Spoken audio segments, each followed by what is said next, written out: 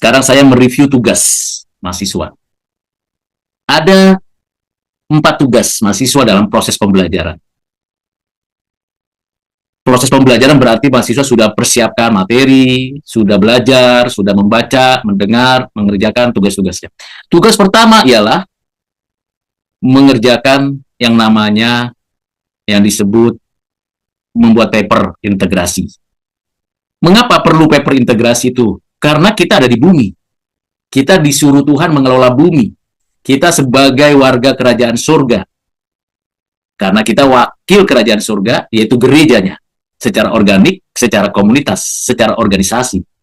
Kita perlu mengintegrasikan apa yang kita pelajari dari ilmu pengetahuan yang kita terima dari Tuhan melalui orang-orang pintar, orang-orang cerdas. Maka tugas pertama mengintegrasikan antara iman kita dengan ilmu pengetahuan. Bagaimana strateginya mengintegrasikannya? CFRC. Creation, Fall, Redemption, Consummation. Apa yang manusia create untuk mengelola bumi, untuk menata bumi lebih baik. Tentu kita buat planning, tentu kita buat rancangan, tentu kita buat organisasi. Create, creation. Fall. Apakah apa yang kita lihat realitasnya yang dikerjakan oleh manusia itu sudah benar, sudah baik? Terkelolakah bumi? Tidak. Apa penyebabnya? Itu namanya fall. Mengapa ada kerusakan? Jadi kita selidiki kerusakan-kerusakan yang bisa kita perhatikan di lingkungan kita bekerja, di lingkungan di mana kita berada. Fall-nya mana? Dari yang God create all things good. Yang ketiga, redemption. Apa yang kita mau upayakan supaya meredeem kembali dunia di mana kita berada. Itu sebabnya caranya adalah apa? Tanam pohon, kelola sampah dengan baik, jaga kesehatan, pola makan. Jadi meredeem itu tidak berhenti pada saya beroleh keselamatan. Ya, karena itu anugerah Tuhan. Tapi tanggung jawab kita meredeem lingkungan di mana kita berada. Integrasinya apa? Di dunia akuntansi, di dunia manajemen, di dunia keperawatan, apa strategi untuk meredeem kondisi lingkungan yang rusak, keadaan yang kacau dalam pengelolaan sumber daya alam, sumber daya manusia, sumber daya yang lain. Baru yang keempat, consummation. Penyempurnaannya seperti apa? Apa paripurnanya setelah kita melakukan redeem? Fruitful, yaitu berbuah. Berbuah banyak, berbuah banyak, berbuah banyak. Jadi CFRC itu adalah proyek integrasi. Mengapa proyek integrasi perlu dan penting? Karena kita sudah belajar apa itu Alkitab, PL dan PB, isinya. Kita sudah belajar apa itu wawasan dunia, siapakah Allah, siapakah kita. Kita sudah belajar keberdosaan kita, penebusan Kristus dan keselamatan kita. Kita juga sudah belajar tentang kita sebagai gereja dan pengharapan eskatologis. Maka kita punya tanggung jawab mengintegrasikannya. Bukan tempel-tempel ayat, tapi tadi yang sudah saya jelaskan. Tugas pertama, membuat paper, artikel yang konkret. Bukan hayalan, bukan imajiner, tapi konkret. How to-nya, creation, fall, redemption, consummation. Integration without actual life, itu nothing. Hanya ide. Kita tidak begitu. Integration mesti aktual. Jadi kalau saya baca paper-paper yang ada, kebanyakan tidak aktual. Kebanyakan mengkritisi without solution. Setelah solution, how to improve. Ya, bagaimana mengimprove solusi itu supaya paripurna. Do the best, not yet. Mesti sampai excellent. Di kantormu, di rumahmu, di lingkunganmu, di tempat kamu bekerja. Itu CFRC. Yang kedua, forum diskusi. Ada yang belum selesai membuat forum diskusi. Disuruh ringkas, topik-topiknya diambil, kemudian copy-paste dimasukin. Namanya meringkas pakai bahasa sendiri, kata kalimat sendiri, baru direfleksikan. Oke, itu tugas yang kedua. Masih ada kesempatan merefleksikannya, menulisnya, meringkasnya. Jangan pakai ChatGPT. Akan berkurang nanti kreativitasnya. Oke lah, kita bisa belajar dari ChatGPT. Tapi clue daripada tiap-tiap materi itu, tiap-tiap pertemuan itu ada. Mengapa saya bisa menjelaskan kesinambungan materi tadi? Karena yang saya ambil point of konteksnya pada tiap-tiap materi ajar. Keywordnya pada tiap-tiap materi ajar. Itu yang perlu direfleksikan.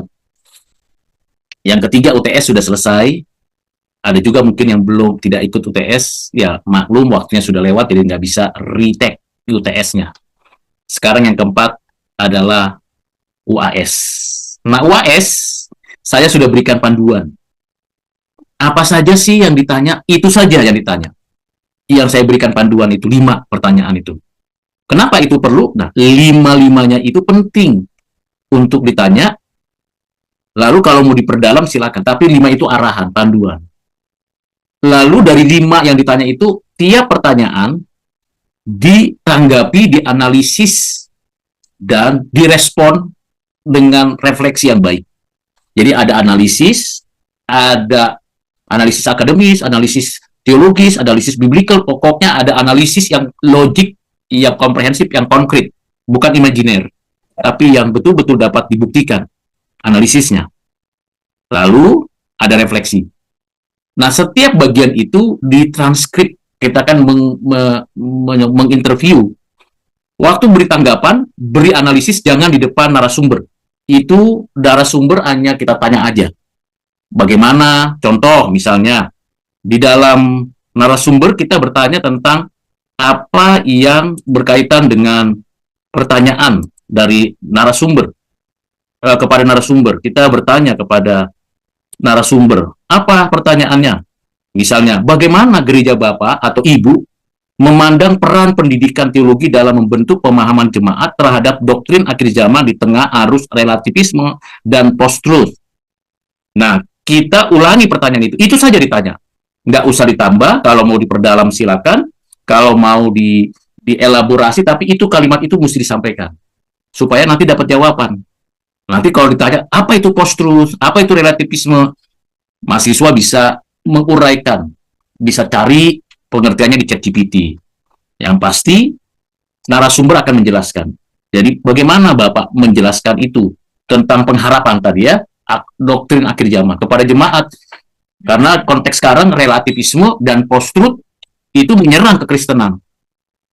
Nah, setelah itu dapat nih, kepada 2 narasumber yang berbeda, kalau bagus 3 narasumber, itu bagus sekali, dengan gereja yang berbeda, kita tidak boleh memberikan tanggapan di depan narasumber. Jangan.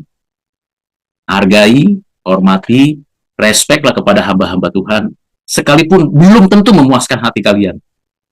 Sudah, disimpan nih rekamannya, ditranskrip nih rekamannya dalam tulisan Word, itu mudah sekali. Anda masukkan ke dalam satu sistem, satu file, lalu nanti transkripnya keluar.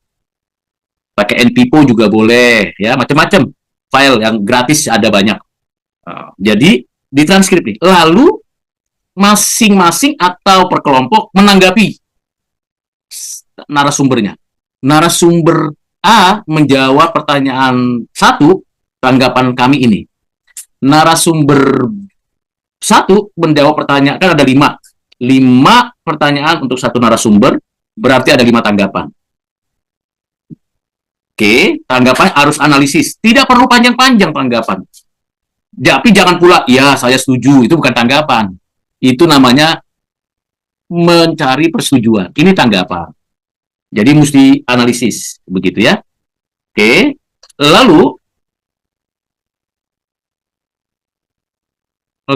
lalu setelah saya mendapatkan tanggapan, sudah dapat nih 5 pertanyaan, dengan 2, berarti 10 ya, 10 jawaban, bisa nggak? Mungkin nggak jawabannya sama. Bisa, berarti 1 tanggapan saja. 2 narasumber, 1 pertanyaan, jawabannya sama nih. Kita kasih tanggapannya 1 saja. Tapi kalau berbeda, kita bisa bikin 2 tanggapan. Semuanya ditulis, dirapikan dengan baik. Oke, lalu dibuat refleksinya. Nah, rekaman tanya jawab dengan narasumber mesti ada tautannya. Tautannya bisa di Google Drive tapi di open, atau di YouTube tapi private. Yang mana saja asalkan saya bisa mendengar, melihat apakah boleh hanya satu anggota kami yang bertanya? Boleh. Apakah boleh 3 orang sekaligus bertanya? Boleh, asal jangan kewalahan nanti narasumbernya ya. Apakah boleh bertanya itu melalui Zoom seperti ini? Boleh.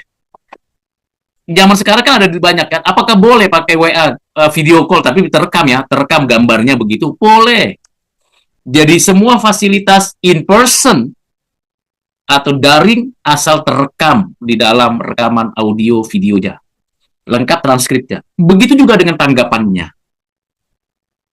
Sehingga paling tidak kelompok per kelompok sudah merampungkan itu dan yang saya nilai keseluruhannya. Rubrik penilaiannya ada, mahasiswa bisa memeriksanya. Jadi itu 4 tugas mahasiswa dalam belajar. Tugas yang terakhir tidak saya nilai. Apa itu? Hidupmu diperbaharui oleh Tuhan. Yang nilai siapa? Tuhan nanti di akhir zaman. Nah, itu tugas terakhir. Saya pun dinilai di situ. Ya, itu tugas terakhir. Dan tugas terakhirnya seumur hidup. Mau dia pendeta, mau dia profesor, siapapun, pasti kalau tugas terakhir ini, yaitu setiakah kita kepada Kristus. Kapan dinilainya sama Tuhan? Nanti di akhir zaman. Nah, itu penjelasan saya mengenai tugas.